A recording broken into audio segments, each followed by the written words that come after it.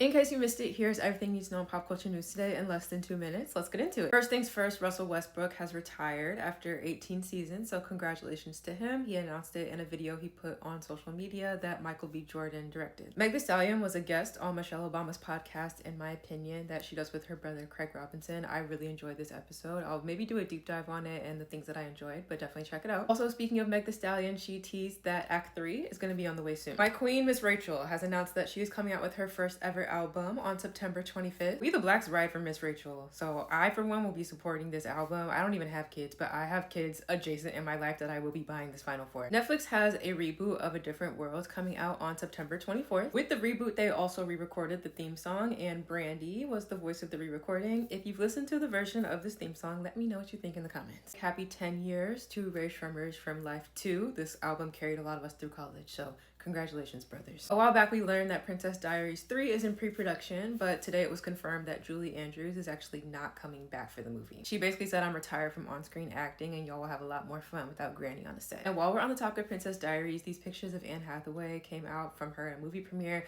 It's no secret that Anne Hathaway is one of my favorite white women, and I just think she's so cute pregnant. Over the weekend, this picture of Michael B. Jordan and Ray at Six Flags in Los Angeles came out, and a lot of people, myself included, were wondering if the two were dating. Apparently, they are working on a movie together. Michael B. Jordan is one of the actors, and I guess Ray is working on the soundtrack. So I guess they just wanted a little escape from set. Kim Kardashian can't seem to catch a break. Someone broke into her $60 million home and also took her car for a joyride. Security guard noticed, hey, that's not Kim Kardashian driving this car, and it should be. So he called the police. Then he took the car back to the home and went into the home and started stealing things. So while he was in the home, the police surrounded the house and they arrested him without incident. The house was under renovation, which is how he got in. I don't know if it was like an open or wedged door, but thankfully Kim Kardashian and the kids are not living there and no one got hurt. If you remember Nick Reiner, he's the guy who unalived both of his parents. He's been indicted on murder charges. Tiffany Haddish got a DUI charge back in 2022 in Georgia, and she just got charged for it. She has to complete a DUI course. She has 12 months probation. Her Georgia license is suspended, which I don't know if that means that she can get another license somewhere else, and she also has to do 40 hours of community service. Diddy got released from solitary. Now, we first got the news that he was put into solitary confinement